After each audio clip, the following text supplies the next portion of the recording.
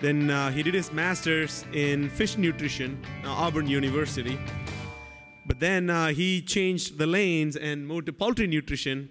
And he did his poultry PhD, nutrition PhD in 1990 from Auburn. Then Shivi worked for Choctaw Mate Farms, which was later purchased by Tyson in 2000. And then he continued with Tyson as Director of Breeder and Hatchery Technical Services until 2008. Then Shivi moved to Foster Farms until December 2014 as Director of Nutrition. Then now Shivi is working with Pilgrims Pride as Senior Director of Nutrition and Breeder Technical Services based in Georgia. And I welcome Dr. Shivi Rao. First, I want to thank you for inviting me for the organization and selection committee for this meeting. And I hope everybody can hear me in the back. Can't hear now? Okay. My first exposure for antibiotic-free program in a commercial system was around 2009, 2010. I was working for Foster Farms in California. We were called to office one day and said, next month we are going to put 160,000 broilers every week going into ABF program. So myself and veterinarian got together, started putting together a program. I didn't think it was going to be that difficult because we were not using that much antibiotic in the free feed anyway. Up to first 4 weeks we were using, after that we were not using much. But boy, I learned very, very quickly in just a few months. I realized it's a different ball game. It's not that easy to have a successful ABF program. So, as the years gone by, I have developed my opinion, but I just couldn't put it into words until I read this article recently. It's by Dr. Ioannis Marvo-Michalis. It's just a recent article in April 18th of this year, and where he is quoting Hippocrates, of course. He's a father of modern medicine, and it's about let nutrition be your medicine and medicine be your nutrition. That's exactly how I feel. Every line in the feed formula, we need to evaluate the nutritionist and the veterinarians, do our homework before it gets into feed. So the feed formula is like a barrier. Every raw material needs to qualify to get into the thing, and we need to see, okay, is this ingredient anyway, it's a good nutritional product, but is it anyway going to hurt or benefit health? Everything is like that. So very open communication between the nutrition team and the management and the veterinarians to make sure we are doing the right thing. It's mainly about the gut health. That's 70 to 80% of the ball game is the gut health and microbiome management. We know very less about it. And you will see as we go through our talk, we invite a lot of companies to work with us. We are a big company in the US, and we need a lot of help. So we don't know the answer, and you'll see that as we go, that we need help. My experience, this is the limitation of this presentation. My experience is mainly coming from the US poultry industry, a lot of practical work. In the last several years, not much research, just reading what's in the, out in the field. And in the US, if you look at the vertically integrated system, so the veterinarians, the nutritionists, working for a company, we can work not only in a broader production, what to do to improve the ABF program, how to implement it, but we can put together a system in the hatchery and in parents. So it's vertically, we can work to make the ABF program work. In Canada, the broader system looks like, the parent companies are separate companies, the hatcheries are separate companies, the broader productions are independent companies. So I'm not sure how ABF program will evolve in Canada as compared to US. In the US, I can see that along with doing a lot of management things and nutritional and veterinarian things here in the broiler, it will be, vertically there'll be more and more stuff done to help the progeny. In Canada, it may be same way, is that the broiler production people are demanding the hatchery for better chicks, good quality chicks, and they work up the ladder. Maybe it's better in Canada. I'm not sure how, these two systems will evolve, but going into ABF. In the US, the antibiotic poultry production has been mainly consumer driven. There are Here and there you will find companies where the company leaders have jumped ahead and started ABF many, many years ago, but most of us are reacting to the consumer demand. In 90s, there were only few small farms were producing antibiotic-free program. There is a survey in 2013, about 5% of the broilers grown in the US were antibiotic-free. So we can see from 1990 to 2013, 2012, it's kind of plateau, not much happening in the ABF area. There are some early adopters, Fieldale Farms, Purdue Farms, Foster Farms, Golden Plump. These are some of the companies had ABF portfolio for a while. And what they have shown us is that this profitably, they can survive over a long period of time, it can be done. So at least we knew that much, even in 2010, 12, there were companies doing ABF. The survey done in 2015, 12%. So from 5%, in 2 years, there are 12% of broilers in the US are ABF. And already by 2015, the company that I work now, Pilgrim, already started announcing every year 1 or 2 complexes going into ABF. Each complex is about 1.2 million. So every year, 2.4 million birds are being added per week, this is, into the ABF system. It's about 30% now, and next year, we will be about 50% to 60% ABF in small bird and medium-sized birds. Only the large broilers may not go into ABF. Tyson Foods, if you go to their website, I think the end of this year, there'll be 100% ABF in some form or the other. If you consider ionophores as antibiotic, then they may not be 100%. Maybe Scott can elaborate that later on, but they have committed to go to ABF. So entire broiler industry in the US, 50 to 60% will be ABF by the end of 2018. That's remarkable. Going from 5% to this in such a short period tells us how the consumer preference is moving in the United States. Late 1990s and early 2000, already you can see this not by design, but to remove cost out of the feed. A lot of the companies in the United States were figuring out how to take antibiotic off of the feed and reduce some cost out of the feed. Many companies, after about 35 days, so let's say you're going broilers up to 50 days, but after 35 days, there is minimum use of antibiotics in a lot of the feeds. This was already going. As companies were trying to do this, what they've realized is a lot of importance needs to be given between how we manage the flock, how we manage the house. So you can see that the downtime, the time between 2 successive flocks needs to be longer. At least 14 days. Nowadays, a lot of companies are going to 20, 21 days, become mandatory to do that. That helps a lot. So, to do a good nutrition program, you have to have a lot of management things to come together. So that's in my mind, very critical. We have all the broiler houses are rapidly being improved all over, in 2000, 2010, and all those during that period, the ventilation in poultry houses.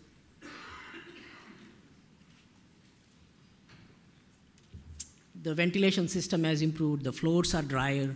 Those kind of things are helping to manage, do better with the antibiotic program now.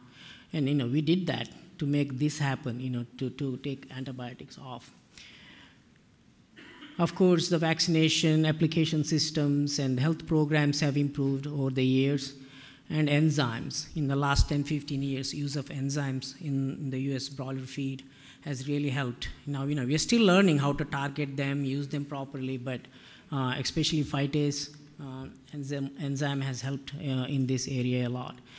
But still, the first 20, 28 days, 30 days, we use antibiotic, and removing that is still a huge challenge. So in the next few slides, I will go through what I have learned over these years. This is 1 year worth data from one of the companies I worked in the past. Here is the time period from 2012 to 2013. And this is the first 7-day mortality here. It's about 0.9 to 1% range. in the regular program. This is the antibiotic-free program. It's more closer to 2%, 1.7, 1.8% 7-day mortality. The parent flocks, where these eggs came from, are same. But the hatchery, this antibiotic-free program was processed in a small hatchery, and we did not use any antibiotics for the preservation of the vaccine or anything in the hatchery. So a little bit process different here, but the big difference, this is here the feed conversion. This is for the regular program. This is for the antibiotic-free program. So that's about 6 points difference in the feed conversion, about almost 1% difference in 7-day mortality. So from technical point of view for the veterinarians and nutritionists, the ABF program for management, it's working. The company was selling these birds, making profit, but technically we were not happy. We were constantly seeing how to narrow this gap. How can we get to it? Constantly working. So we need to have a benchmark. We need to see where the genetics is rapidly improving broilers. So once you understand the way the base, with the antibiotic program, where it is working, we need to constantly try to get there. That hunger, technically how to do it cost-effective way. Of course, in step that, I put it in 2 steps. I could have organized in different way, but over a long period of time to be competitive and sustainable ABF, we got to have 2 steps. One is horizontal, just in the broiler grow out. We need to make sure we are doing the right things. I think Laura mentioned several things earlier. I'm going to talk about the same thing in broilers.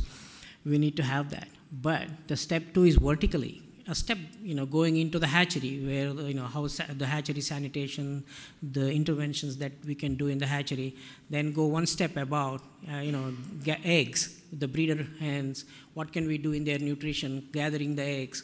The step by step, the program needs to be everywhere to make the long-term ABF plan successful.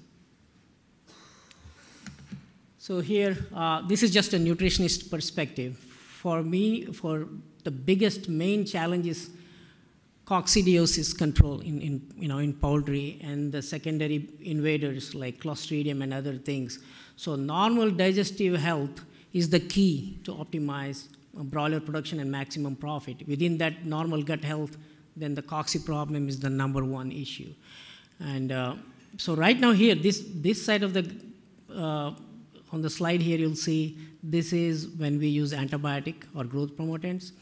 This is when we removed it, and this is how nutritionists, at least for me, from nutritionist perspective, achieving normal gut health is relatively easy when we use antibiotics or growth promotants in the field. And mostly the veterinarians work on that. They have long-term programs, sometimes stretching over 2, 3, 4 years, about the cocci program, the rotation, the health, they maintain that. On the nutritionally, we just work on all other classical nutrition things we do. So it's a little bit easier that way. But when we take antibiotic out of the production system, all of a sudden the nutritionists, the veterinarians, and the field service group really need to work together. That's easy to put it here in slide, but every email when you send it out to feed mill, I also have to copy that to the veterinarians and people in the field to let them know these are happening. Sometimes we even in the thought process, we will get with the veterinarians and make sure any concerns from their point of view. So it's still, when you look at the cocci control and necrotic enteritis, the veterinarians are making that decision. They may be using cocci vaccination or chemical programs.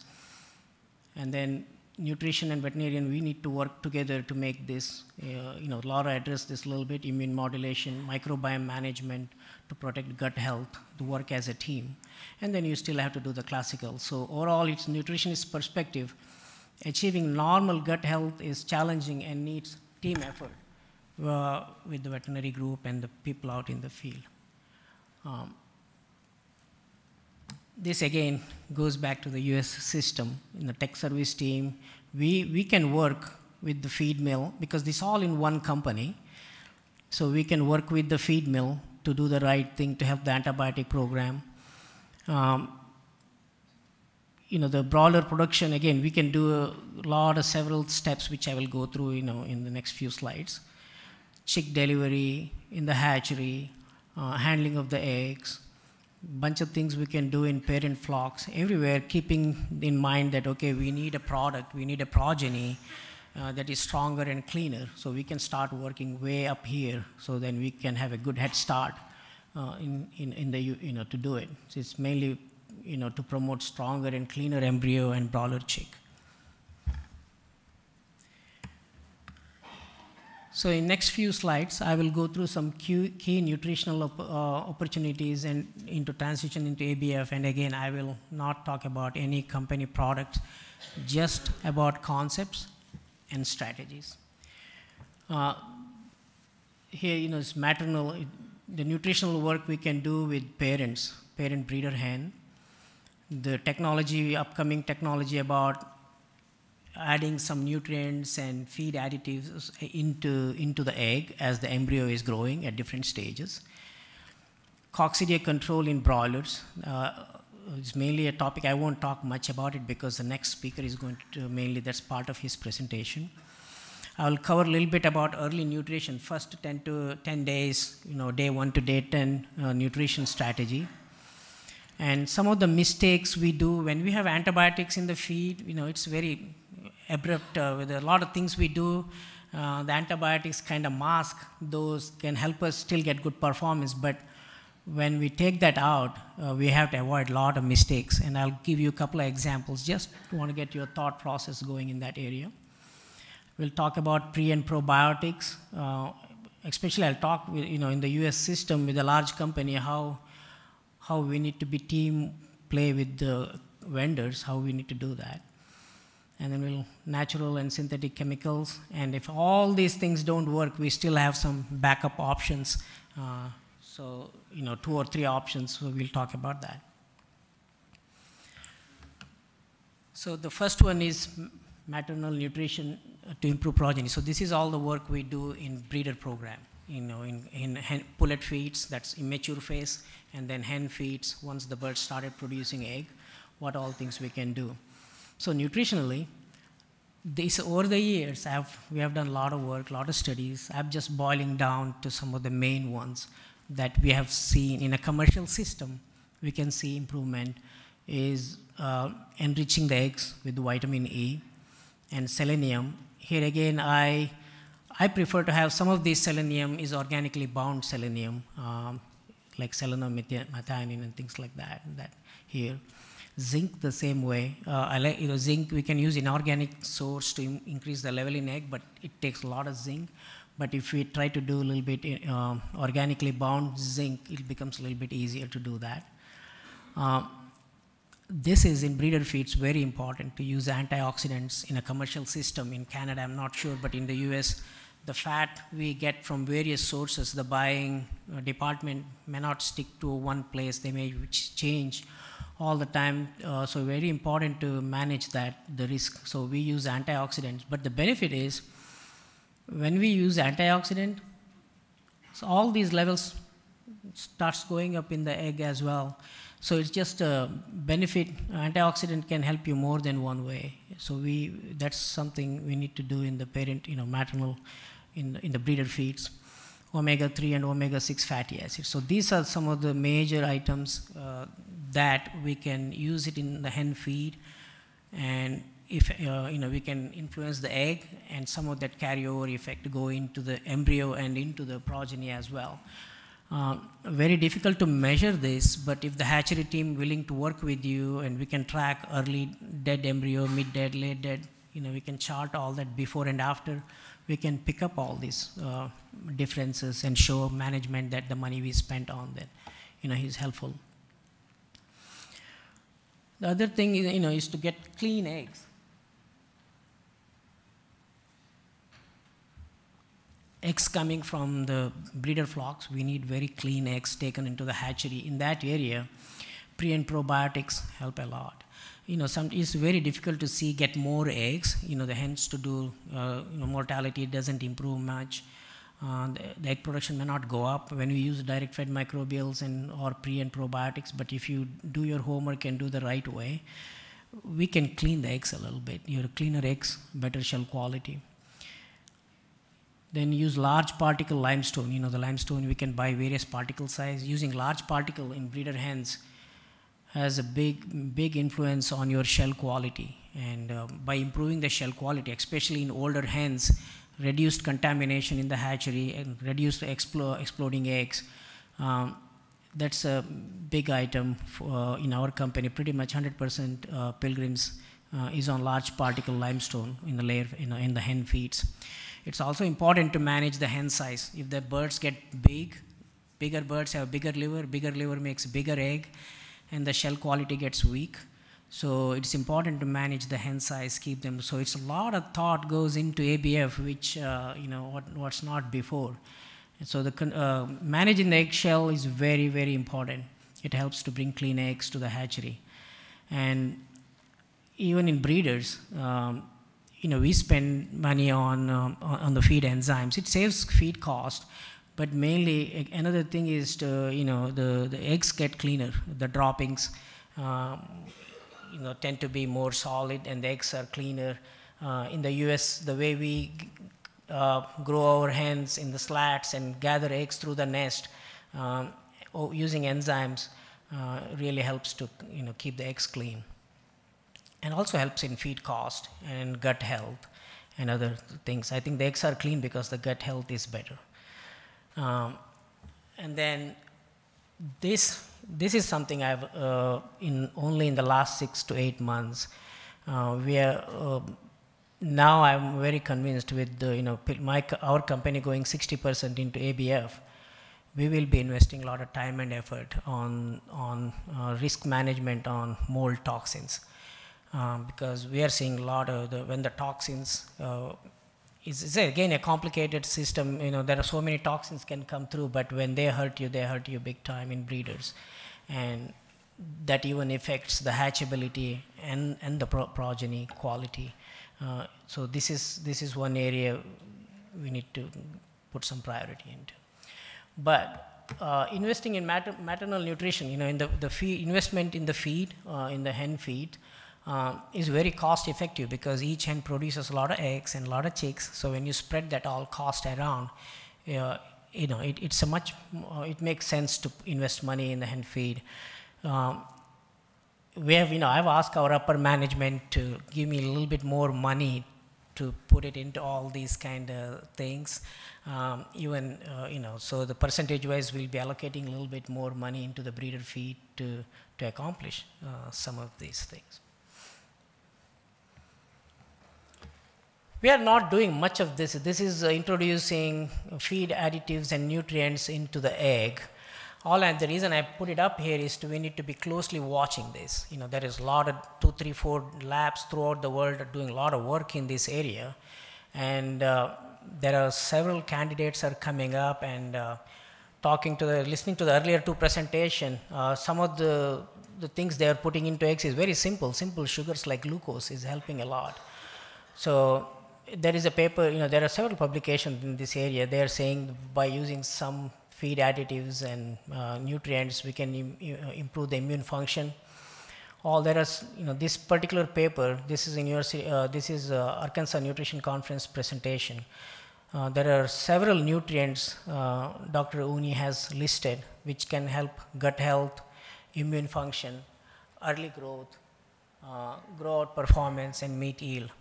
On the ABF, just want to tell you that we are just we are not using this much, but this technology widely anywhere in the world, I think.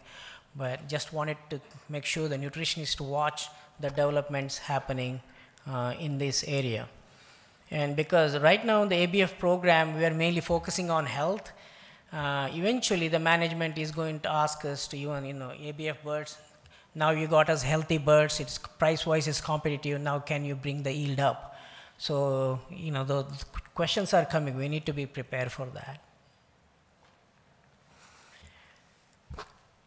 Like I said earlier, 60–70% of the challenge is Coccidia in broilers. In growing ABF is cocci control and prevention of necrotic enteritis.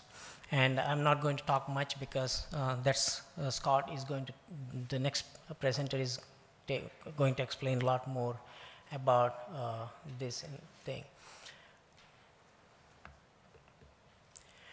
Early nutrition, first from day 1 to day 10, I think Laura mentioned in her presentation there are so many prebiotic and probiotic companies come to us every day. I don't have to buy lunch every day somebody shows up in my office, take me out to lunch and dinner and this, so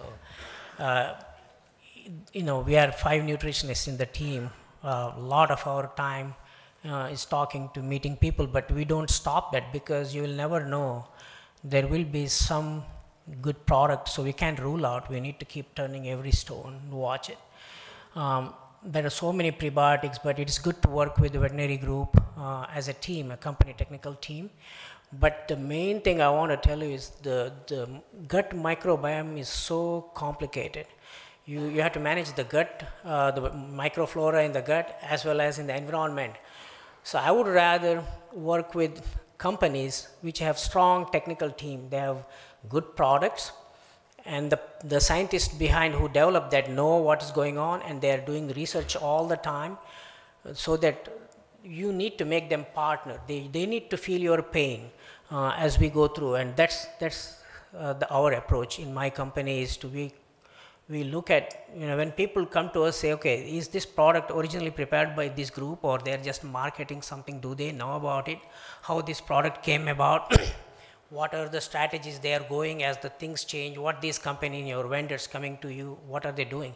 So it's in that, so many people are coming. So we still have to pick vendors who have all these strong technical capabilities and then work with them. In companies, large company like us, we have a little bit advantage because we can assign 1 or 2 complexes to company A, vendor A, some to vendor B, some to C.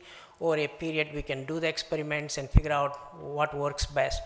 But what we are looking is the attitude and the scientific knowledge and the technical team, how willing they are willing to work with us, because just our veterinary group and our nutrition group, we don't have the knowledge to do all that. So we recruit, we really want to work with companies that have that team. I don't know how this approach will work in Canadian system where everyone is segmented, but I just always don't think that you can solve this by yourself. You need people who really spend lifetime work in this area to manage this. So it's rapidly evolving, the gut microbiome. So this is my recommendation. Let's go back. See, I missed anything on the early. Yeah, the strategy. Okay, when you look for probiotics and prebiotics, 3 things together. We want to see whether this prebiotic and probiotics, that's direct from microbial, will they help reduce pathogenic microbes and thereby help the health of the broilers? Will they help food safety? Will they be able to bring salmonella and campylobacter level low? Make in the birds that you are bringing to the processing plant, can we bring salmonella level and campylobacter? Can we reduce them? And if possible, improve broiler performance as well. So when you're looking for pro and prebiotics, if that can do all these things, that'll be great. So you constantly look for that. Sometimes it's not possible. They come to you and say, okay, we can only do this or we can only do that. But this is constantly work with these vendors to see if we can come up with, because these things are expensive. In the US, they anywhere from $3 to $5 per ton of feed right now is spent on this area. Still continuing on early nutrition, again Laura touched on this, is make sure the feed is highly digestible, pelleted and crumbled optimally is good, and use of exogenous enzymes. Early on, the starter feed has a lot of soybean, and so soybean is rich in protein, but it also rich in a lot of anti-nutritional things. So we need to target enzymes for soybean, which in the US is not done widely at this time. Then phytase enzyme, everybody's doing in the US. And then here's NSPA's enzymes. Using them properly helps, early on. And in the last 2-3 years, we have become believers in superdosing of phytase in early nutrition. It helps mainly to reduce necrotic enteritis. Some companies are doing this pre-starter feed up to about first 10 days. They design a feed and call pre-starter feed with more synthetic amino acids. The idea is to help the broilers as well as reduce ammonia production in the broiler housing facilities. And this again, when I mentioned about the breeder, for hens, I talked about mold toxins. Same thing in broilers too. I think maybe we should now start looking into allocating a little money and come up with a good technology and work with companies that have solid area for risk management on mold toxins, because this can lead to other health issues in the broilers.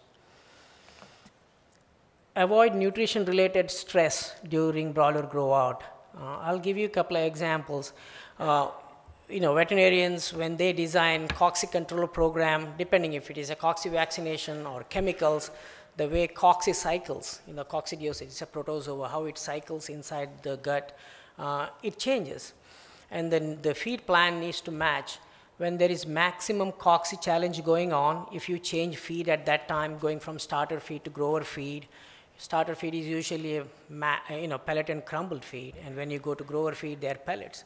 So there's a small stress, but it is a stress. If you put electronic scales in the chicken house and measure body weight every day, you'll see those, as you make a switch for 2-3 days, the growth rate slows down, the water consumption changes.